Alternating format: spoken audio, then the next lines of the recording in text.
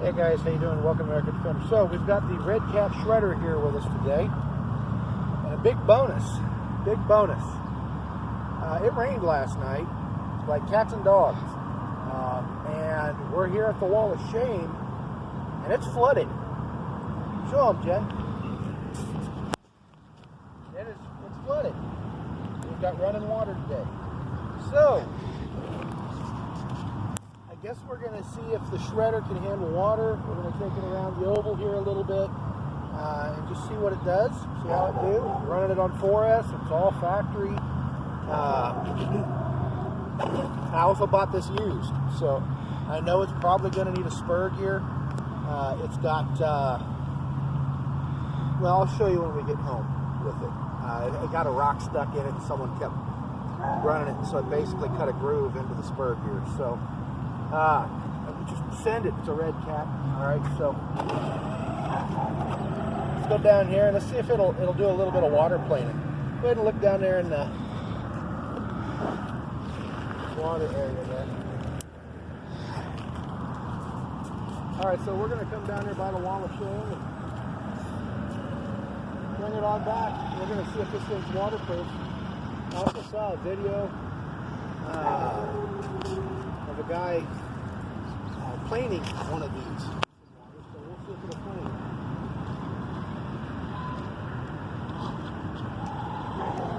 Put your head slow.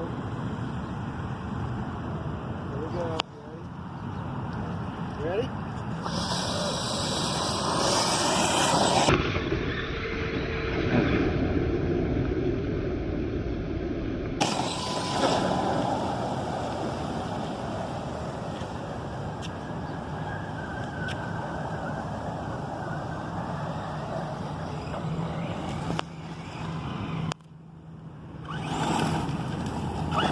Water is no challenge for the Redcat Shredder.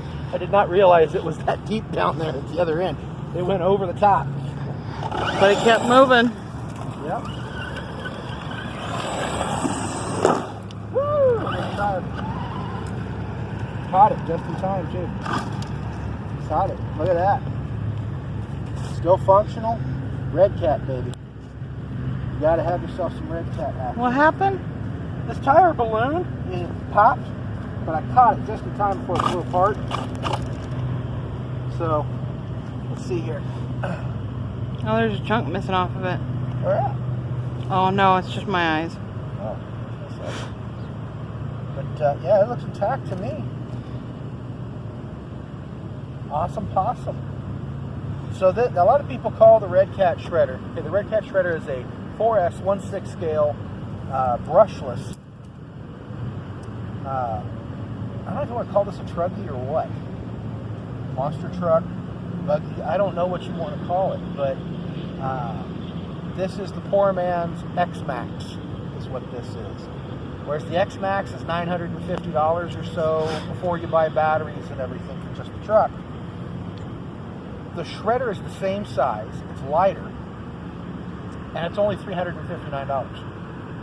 So you could take that extra money, put one hell of a system in this thing, and just eat T-Maxes and X-Maxes all day long with this thing.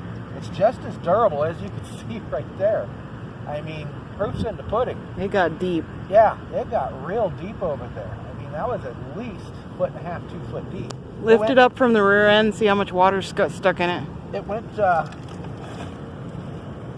Oh, not too much. That's dripping a little bit. Yeah. But it went up over the roof. Yeah. I know you guys probably couldn't see it too well. They could see the splashes. But yeah, it was submarine and it was up over the roof. And the tires were just Flinging. Yeah, flinging water everywhere. And yeah, didn't bother that Hobby Wing 4S ESC. The batteries didn't bother anything on it. The fan's running still. I mean, you can't beat it. You can't beat it with a stick. I mean, I'm not trying to give you guys Traxxas hate, but I can tell you right now, if I had done that with my Slash, it wouldn't have made it through it. It would have shorted out. It would have done some kind of something, and it wouldn't have made it back, especially when we got into that deep part. I did not realize that was that deep. But it would have just killed my Slash. Broke stuff. This thing plowed right through it. So let's run it around the circle here a little bit. Mr. Fender, go ahead and aim the camera over that direction instead of at the sun here. I've got it on the car. We'll go over this way with it. And what I'm going to do is I'm going to start it off over here like we did with the Rampage. Oh, the Rampage would have been fun to bring out here, but it's so early in the morning. It's kind of one of the reasons why I bought the Shredder, guys, is because it's quiet.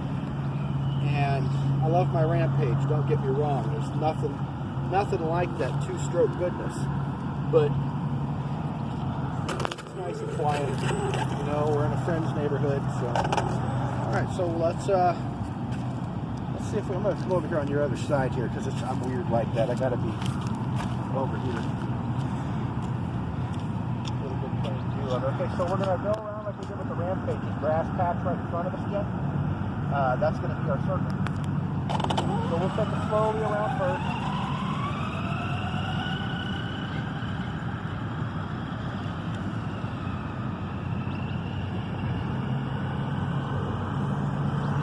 Kind of plot how we're going to go. Oh, that's good.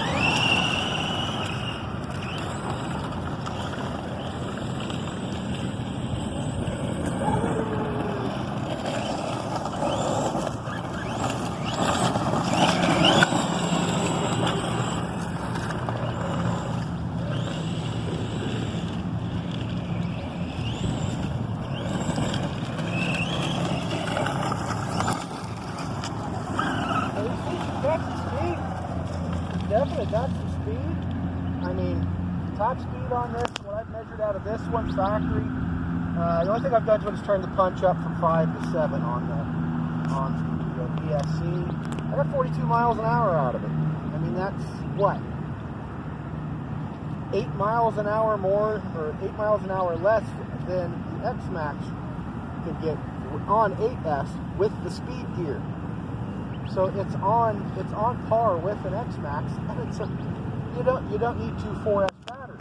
You can use two 2S batteries. Pretty much the same performance.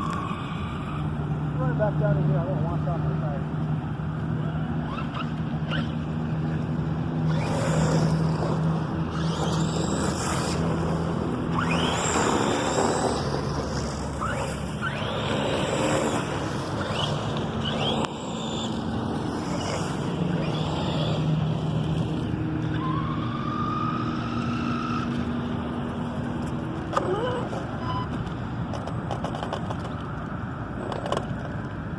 Guys, there's the Redcat Shredder.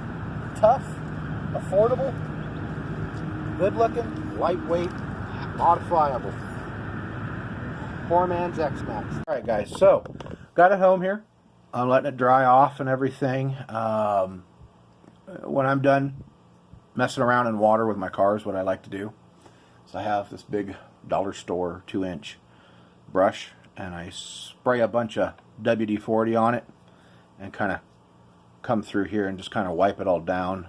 We get back down in here, and you know, just kind of like this, you know, get through here, wipe it down like so, and then let it sit, and it starts to evaporate, and it's already starting to evaporate. Like you can kind of see along here, it's starting to evaporate along the edge here, in the back there in the corner. And that's the thing with WD-40 is it's not a lubricant, it's a penetrant. It evaporates. That's why you shouldn't be using it on bearings. Yeah, it might stop a bearing from squeaking for a little bit, but it's going to evaporate. It doesn't leave behind any kind of oily residue. I'm doing this for water displacement and protection of my bolt heads is why I'm doing it, and some of my electronics too. Okay. If you get water in them, brush it. You just brush it. You know, there's a lot of folks out there that'll sit here and just soak this up and spray it with a bottle, and you see all sorts. That's overkill. All right, you don't have to do that. A simple brush, little bit of lubricant, kind of go through, brush it around, and it does a couple different things. All right, one, you're displacing all the water in a car. All right, you're going to displace it with the WD-40. Number two. you're cleaning it. So you're moving all the dirt and everything, and you can wipe it out, and you're brushing it off with the brush. Okay. And it also you're protecting everything. So and displacing water, it's just you can use it to clean it. I normally use Simple Green too. If I wasn't in water, I'd use some Simple Green. I have another paintbrush. I have an 1.5 inch paintbrush, as you can see here. That's kind of fuzzy. And if we hadn't gone in water, this one would have been used, and I would have just kind of brushed everything off, hit it with some Simple Green. And then I have a vacuum over here that's reversible. It's a cheap little vacuum, and it's got suction on one side and blow on the other. Oh no, she's gone from suck to blow. My Spaceball fans will like that one. Anyway, and I just kind of blow it off with that vacuum cleaner. All right, and that's all there is to it. All right, you don't have to get real intense with this, but you do want to clean it up, waterproof it. All right. Here's that gap. Since we're here, you can see this groove right there. That's why you always want to check your pinion for rocks, because that's what it does to your spur gear. All right. I need to replace that. But I told you guys I would show it to you. So there is what is under the hood of the Redcat Shredder. We've got a 15 kilogram servo in the front. I am going to update this here soon. I have a Futaba around here somewhere that is a 25 kilogram, and it's probably going to find its way into here. This is a 6th scale car. But as you can see, it uses 10th and 8th scale parts, which makes it cheaper and easier to modify and replace parts. Like we've got an 8th scale motor here. We've got a 10th scale servo. There is your speed controller right there. Little hint with speed controllers. That is a Hobby Wing SC8. If you were to go by the actual Hobby Wing, like look it up as a Hobby Wing, you'll see that thing's about 80 bucks. But if you look it up as a Redcat SC8, it's about 60 bucks. So it saves you $20. And there's no difference between the two. They're the same thing. All right. And then I have the I have my Fly Sky. You can kind of see it down in there. Hello. One of my Fly Sky receivers down in there. Redcat uses Fly Sky radios, all right, but I have that GT3C that I like to put all my cars that I use regularly on, so I'm just carrying one remote. I can bring all my cars and they're on one remote. It just makes it nice. I can bring up to 10 cars, and that remote will power them. One other thing that I noticed, a lot of folks have asked this question: what is this little body mount doing back here, and what's it for? Well, I'll tell you what it's for. This is a Shredder V2. There's a Shredder V1. It's also known as the Shredder XB. And it was a buggy. That is the body mount for that buggy. That's why if you notice on the front here, they have different places, like you can adjust this up and down, but if you look up at the front, you'll see different spots to mount different bodies, because there was a buggy body on these originally, on the version 1, the XB. The Shredder version 2, of course, is a truggy, and is improved quite greatly, and better motor, better servos, better speed controller, and so you got a truck body now. The other thing that I've done on this one, because I hate losing body pins. I mean, body pins are cheap, but it gets annoying, alright? When you're out on the bash and you lose a body pin. I've lost a couple on this one already. So what I've done is I've taken these, and I had to reinforce them after the bash, because I'd lost one of them or two of them during that video, or this video. What I've done is I've super glued these zip ties to the body, Of course, you know, zip tie them to the pin, super glue them to the body, put a little duct tape over the corners of them, and it keeps them right on the body. So if something happens, one pops out, it ain't going nowhere. It's tied to the body. All right. I doubt you'll ever lose a pin for the wing. But there's the shredder, guys. So hopefully y'all learned something from this. If you've been looking at the X-Max and you're like, hey man, I really want one of those. Trust me, I want one too. Don't get me wrong, I want one. But like I don't feel comfortable spending $950 for a car, and then you got to go spend another $80 for a charger, and then you got to spend, you know, another $200-300 for batteries to power the thing, and by the time you're done, you're getting close to $1,500 into this car. And if you're like me and you're like, man, that's a lot of damn money, because it is for an RC car. That's a lot of money. This might be the answer for you. $359. And everywhere you go, $359. Between $359 and $389. There is a place in Tempe called Gift Tech that wants $600 for these things. Those guys are smoking crack. They overprice everything. But they're $359 or 6th scale. As you guys saw in the beginning of the video, I just put that little blurb in there. That was from another bash session the day before. I ran this thing head first, right straight smack into that concrete wall. And it just took it. You know, it's durable. It's quick. It likes to play submarine. I mean, it's waterproof. The only things that I would update on this myself, if you were to get one, tires. We did blow this tire. It's right there. All right, I super glued it back together. And I plan on taking all these tires off and belting them myself. Yes, you can do that. I will make a video on it. You take rubber cement, some sandpaper, and an old bicycle inner tube. Cut strips out of the bicycle inner tube and kind of rough up the inside of these tires with sandpaper. Coat them with the rubber cement, lay down your bicycle inner tube, put your foam back in there so that it can push up against the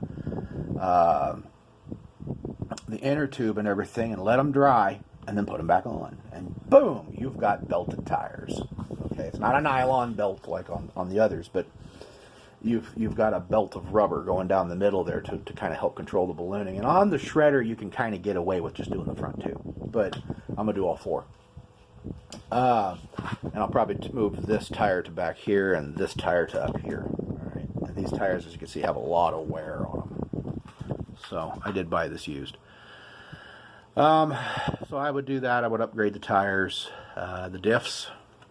Everybody's talking about the diffs, and I can see why. So I would go get the Creighton 6S aluminum diffs and go that route, the diff housing. Interesting fact. The center diff, the front diff, and the rear diff on these cars use the same housing. So if you can use the Arma diff, which there's a video on that, very good video, very comprehensive video on how to, and all the part numbers and everything are in it, on how to switch over to the Creighton 6S center diff on this. If you can do that, I'm willing to bet that you can do the same thing with that diff housing on the front and the rear. And then that takes care of all of your problems as far as if you ever want to go 8S, 6S, or do any kind of anything really radical with this. I doubt that I'm going to. I've thought about going 6S, and I might. I'm not positive on it. I'm happy with it as it is, though. So we'll see in the future if the right deal comes along on a speed controller and a motor, and I can get the diff parts and stuff cheap enough. Then yeah, I'll 6S it. But otherwise, nah, I'm just gonna leave it 4. Alright, I am going to change this gear out though to a metal one, because that does need to be a metal gear in this car. Normally I like having one of the gears to be plastic, but this time around, nope, it's going to be metal on metal. So, as you can see, this is just getting chewed up, and I really wish Redcat would have made a box, and maybe I'll 3D print one. I'll come up with something to kind of protect this and come up over it. and keep crap out of there, because if that rock wasn't there, that would be a nice pretty gear and there wouldn't be any problems. So anyway, I'm going to get out of here, guys. Videos ran too long as it is. Please enjoy the following video, because we took the Frankencrawler out there too and tried to break it. We took it through water. It had never seen water. We took it through mud. We took it up concrete. And it just, well, here's the video. Thank you for watching.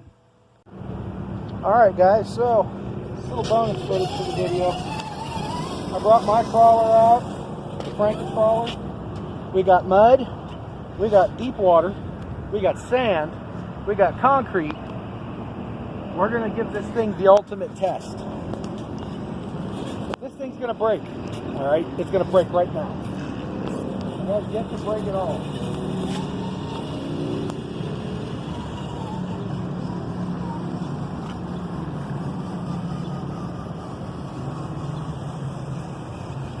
Here we go. Going right straight through the sticky icky.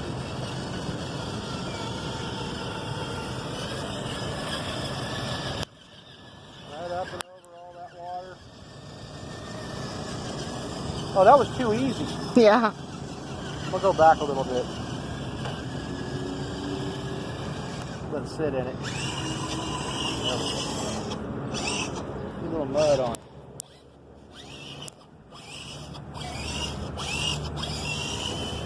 Fill up those BFGs. Okay, here we go.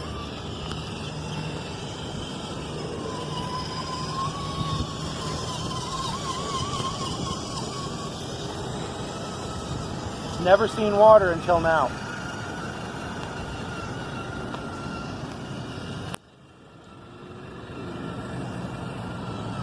Okay, now we're going to go over here. And we're going to go up the concrete piece. Okay, and then I'm going to come up and around.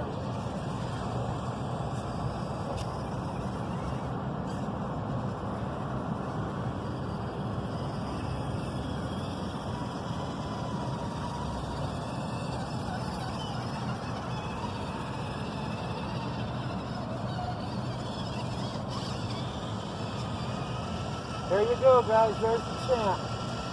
Daniel, you built one hell of a crawler, man. And you know why this does so well? Read the windshield. Built, not bought. Have a great day, guys. Thank you for watching.